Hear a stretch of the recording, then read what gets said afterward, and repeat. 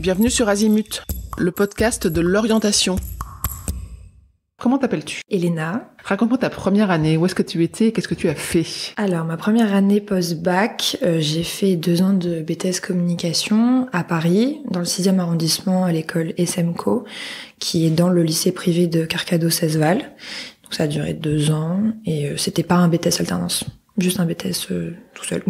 Qu'est-ce qu'on apprend en BTS communication ? BTS communication, on apprend un petit peu à se servir de pas mal d'outils que beaucoup de gens, surtout dans ma branche, entre guillemets, dans le monde professionnel, utilisent. On fait énormément de veille, on fait beaucoup de projets, beaucoup en groupe aussi. On travaille avec beaucoup de personnes. On travaille aussi avec de vraies entreprises. On a eu de vrais projets, avec des petits particuliers, des restaurants, avec des petites startups, etc., qui avaient besoin d'un plan de communication pour telle année ou tel mois, etc. On avait pas mal de dossiers de presse à écrire, de communiqués de presse, des faux, il n'y avait pas de réelle situation, mais c'était pour nous apprendre un peu à utiliser ce genre d'outils. On a eu 2-3 cours aussi sur Photoshop, InDesign, etc., avec les ordinateurs de l'école, mais c'était déjà pour nous mettre un petit peu un premier pas nous mettre un peu un pas dans le monde vraiment professionnel et tous les outils qu'on va être amené à utiliser en fait plus tard. On a vraiment fait énormément de créa. Beaucoup de créa, beaucoup de management, beaucoup de cours en projet en fait, beaucoup de cours vraiment management professionnalisant, etc. Beaucoup de présentations, beaucoup de PowerPoint, etc.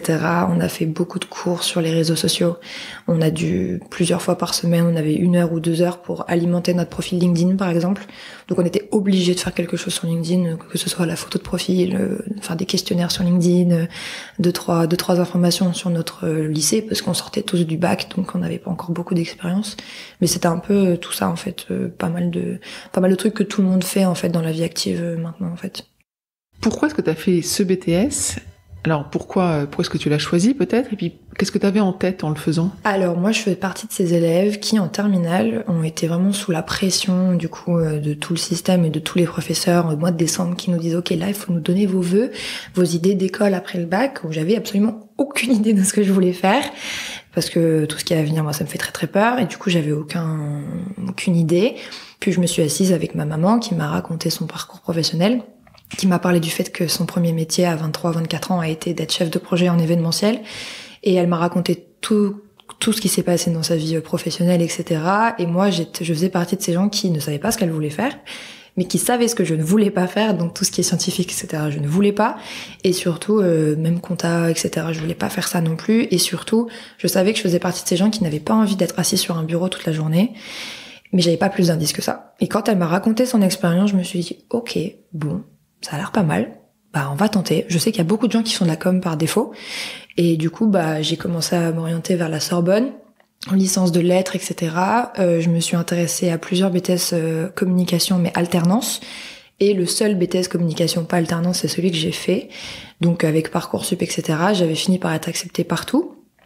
Mais il y a eu un petit peu le stress de la fac où on sait que beaucoup d'élèves en fac publique à la Sorbonne ne vont pas en cours par exemple parce que c'est le renouveau de la liberté et du coup ils n'y vont pas.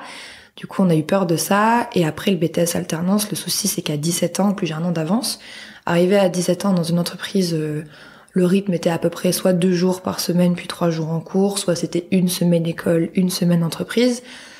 Ça peut faire peur. Quand on n'a aucune expérience professionnelle, qu'on n'a jamais travaillé dans la com et d'un coup être vraiment mis dans le bain. On a discuté avec ma mère qui m'a dit peut-être un peu tôt. Donc on va faire un BTS de communication, mais pas alternance, où tu auras des stages à faire, mais ce sera pas pareil que d'être vraiment dans l'entreprise tout le temps.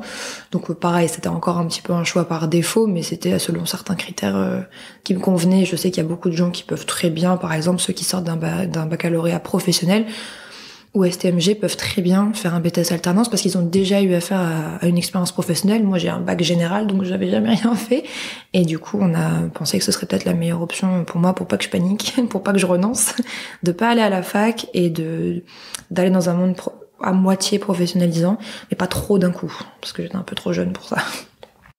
Qu'est-ce qui t'a le plus surpris quand t'as commencé le BTS ?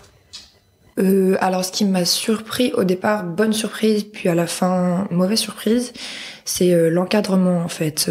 Faut savoir que moi j'étais pas du tout comme mes anciens amis au lycée qui savaient très bien ce qu'ils voulaient faire plus tard, qui savaient très bien la différence entre une fac privée, publique, une prépa, grandes écoles et BTS, moi, rien du tout. Et quand je suis arrivée en BTS, d'un côté j'étais très contente de voir que ça changeait pas du lycée. On était très encadrés, etc. Feuille de présence, on fait l'appel, il faut pas louper les cours, on est sur les mêmes tranches d'horaire, donc 8h, 17h, etc. tous les jours à peu près. Donc au départ c'est bien. On n'est pas lâché dans le vide, mais au bout d'un an, etc., on connaît déjà les élèves, on connaît les professeurs. Bon, peut-être nous laisser un petit peu tranquille, on sait qu'on va venir. On paye l'école pour une raison, hein, c'est en plus un établissement privé, donc ça avait un certain prix, donc on n'allait pas balancer ça par la fenêtre. Et du coup, ça, à la fin, c'était un peu le plus difficile. On est grand, on va venir, on a 19 ans, oui, on va venir. Puis après, il y a eu le confinement, donc ça s'est fini là-dessus, donc on n'a pas eu de partiel, mais ça, c'était un petit peu ce qui était bien au début, puis qui s'est révélé être un peu moins agréable, parce qu'on avait l'impression qu'on nous faisait pas confiance, alors que on était tous de bons élèves, assidus, et puis ceux qui veulent pas venir, bah tant pis pour eux, comme dans n'importe quelle institution, prépa ou quoi, tant pis pour vous si vous venez pas, quoi. Mais c'était un peu ça, le manque de confiance, on avait l'impression de la part des professeurs un peu infantilisants. Mais après, du coup, en vrai, c'était plutôt bien, parce que du coup, on avait peur de se faire d'avoir des pénalités ou quoi que ce soit, d'avoir des sanctions, etc. Parce qu'on avait un total de 10% autorisé d'absence sur toutes les heures de cours en un an. Donc je sais que certains l'ont explosé, ce 10%, et qu'ils ont eu pas mal de points enlevés, etc. Bon, moi non, j'en faisais pas partie, donc ça m'a pas trop pénalisé. Mais c'est vrai que se dire qu'on nous laisse pas vraiment le choix, je trouvais ça un peu dommage, sachant que j'avais des amis qui étaient en fac publique, et j'étais genre, ça a l'air bien aussi la liberté de temps en temps de pouvoir faire ce qu'on veut et tout, de sentir qu'on nous fait confiance et de pouvoir être réellement autonome tout seul. Pas parce qu'on n'a pas le choix, en fait. Voilà.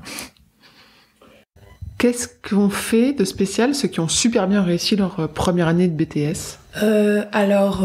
Déjà, ce que je trouvais vraiment pas mal, c'est que dans mon BTS, même si pas mal de gens pouvaient être un peu mitigés, un peu comme moi, mais qu'ils aimaient bien, il y avait des choses qu'on aimait bien, d'autres qu'on n'aimait pas, on est tous restés. Déjà, personne n'a redoublé. Je crois que peut-être une personne est partie, mais sinon, tout le monde a validé la première année, tout le monde est resté en deuxième année. Et franchement, on a tous eu des super stages très variés, d'autres en agence, d'autres en fondation, en start-up, en firme, beaucoup de trucs. Et je sais que maintenant, après le BTS, ils sont quasiment tous partis en alternance en école de communication, parce que arrivés à 19 ans, 20 ans, pour la plupart, ils en avaient marre de pas pouvoir vraiment avoir fait le pas de BTS alternance. Et du coup, ils sont tous partis en école de communication alternance. Et maintenant, ils sont 3 semaines d'entreprise, 1 semaine de cours, et ils adorent. Franchement, ils adorent. Ça fait 2 ans maintenant qu'ils sont là-dedans.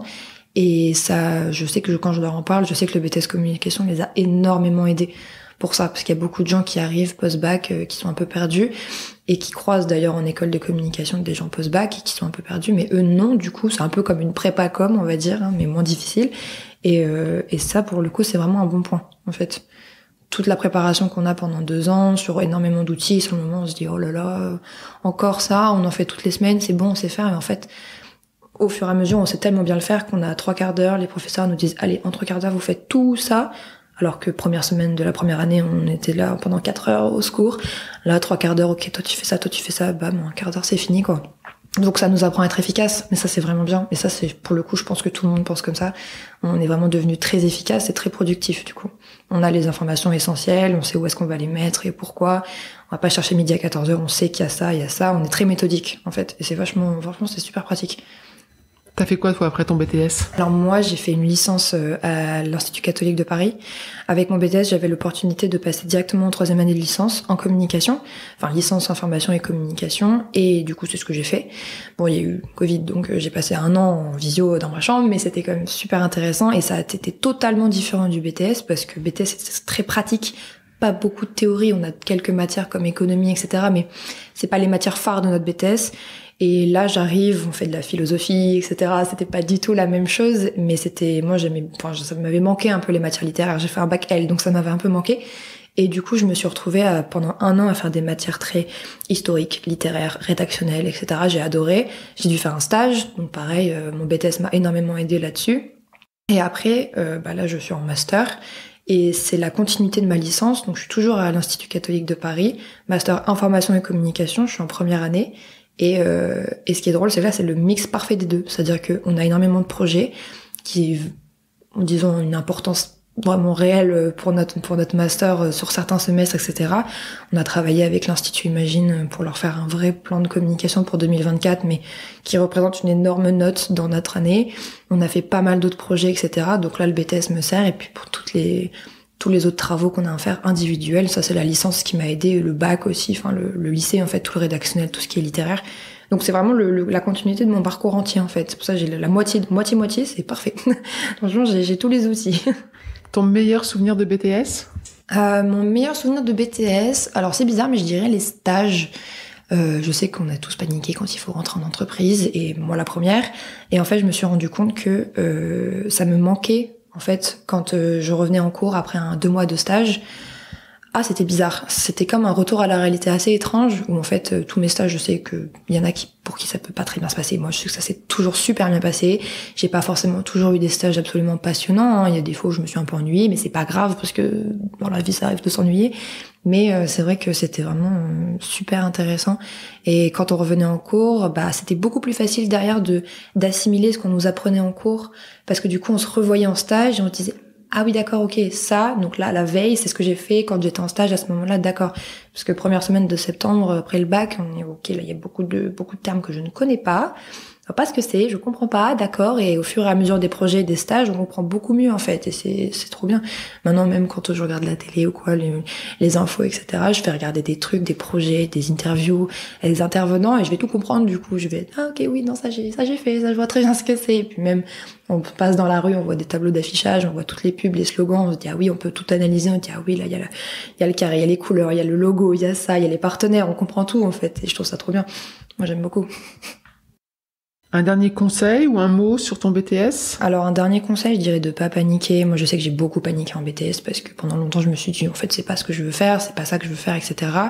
Et je me suis accrochée en me disant que ce sera mieux après. Au final, pendant les 2 ans que j'ai passé en BTS, on refait souvent la même chose. Et ça qui peut être un petit peu redondant et du coup fatigant, on commence à en avoir marre. Mais en fait c'est après le BTS que j'ai compris que c'était hyper utile parce que c'était vraiment une manière de nous l'ancrer dans le cerveau, de tout comprendre, de vraiment bien l'assimiler. Et en fait, derrière, on en ressort vraiment équipé avec tous les outils. Et je sais que toutes les personnes de mon entourage qui étaient avec moi en BTS, ou toutes les personnes que j'ai rencontrées qui en ont fait un, se rendent compte qu'on apprend beaucoup, beaucoup plus de choses. Et je sais que pourtant le BTS est mal vu. Dans on va dire la hiérarchie scolaire, sociale, c'est souvent mal vu comparé à la fac privée, aux grandes écoles, aux prépas. Je faisais partie de ces gens qui avaient ce genre d'idées reçues, donc j'avais presque la honte de faire partie d'un BTS, surtout quand j'étais amie avec d'autres personnes qui faisaient prépa, etc. Je me sentais un peu nulle. En fait, je me suis rendu compte que, résultat, là, j'ai 20 ans, je suis en master 1, j'ai jamais redoublé, j'ai environ 8 mois d'expérience professionnelle pour l'instant, 10 mois d'ailleurs. Donc j'ai fait déjà 5 stages à peu près, j'ai bientôt 3 diplômes, j'ai que 20 ans et c'est trop bien du coup parce que j'ai déjà mis 2 pieds au moins, même 3 dans la vie active et c'est trop bien parce que j'ai un point de vue vraiment beaucoup plus objectif sur ce que ça va être en fait la vie professionnelle et je peux vachement beaucoup plus m'aiguiller sur ce que je veux faire plus tard. Et du coup, je trouve ça très bien. faut pas abandonner quoi. En gros, c'est ça. Bravo et merci pour tous ces conseils. Merci beaucoup. Cet épisode est terminé. À bientôt sur Azimut.